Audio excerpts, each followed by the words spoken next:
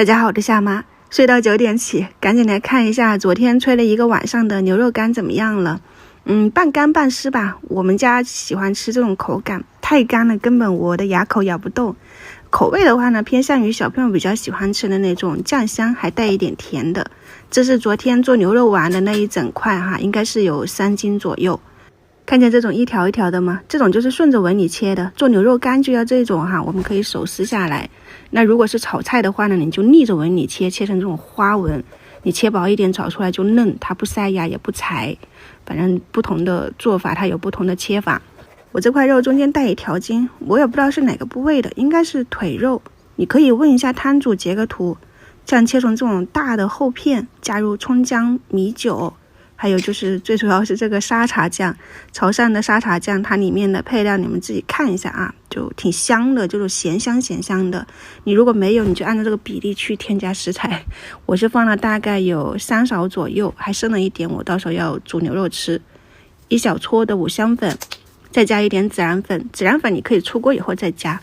抓了2把细砂糖，一点点食用盐，就这么1小勺，然后再淋上大概2圈的生抽，就这些啊，给它们抓拌均匀。我是吃完早中餐以后切的牛肉，腌了大概可能就20分钟左右。然后因为临近中午下午那个点特别的困，我就图方便想去睡一会儿，那就用电饭锅来做，直接放进去，可以加一点水哈，就把它扒拉到下面，防止粘锅。煮饭键金煮键一般都是40多分钟吧，就煮一次就可以了。然后拎出来放到锅里面去，把这个水分收干，一边煮一边搅拌。有些沫子有朋友不喜欢嘛，那你有时间就把它打出来，再把里面的葱姜盐剪出来，全程都是大火，很快就收干了这个水分。而且牛肉煮了40分钟，这种肉片它都已经熟了，做牛肉干就口感刚刚好，它也不会说特别的烂。然后的话呢，水分收干了以后，我放了一点我自己熬的那种料油，就是熟油，稍微的再给它煎一煎，煎到这种颜色稍微深一下就可以了哈。关火以后，你放上熟的白芝麻，如果是我们之前没有放孜然粉的，你就在这一个地方放一点孜然粉，新鲜出锅。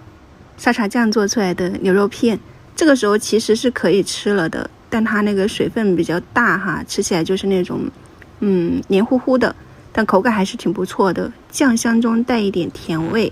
然后我就放到那个风扇下面吹了一个晚上，因为我上面是有一个吊扇的哈，一直吹到今天早上9点起来看，就是这个状态，你们稍微参考一下。它表面越黑它就越干，里面的话呢是这种带一点白丝的，你们喜欢的话呢可以在家里面去尝试一下。我那2个小闺女哈，昨天晚上肯定是偷吃了的，今天的这些都已经少了很多了。然后你就用袋子装起来，现做现吃。你如果吃不完，你就整个袋子放到冰箱去冻起来就可以了哈。今天就这样了，我们晚上再见，拜拜。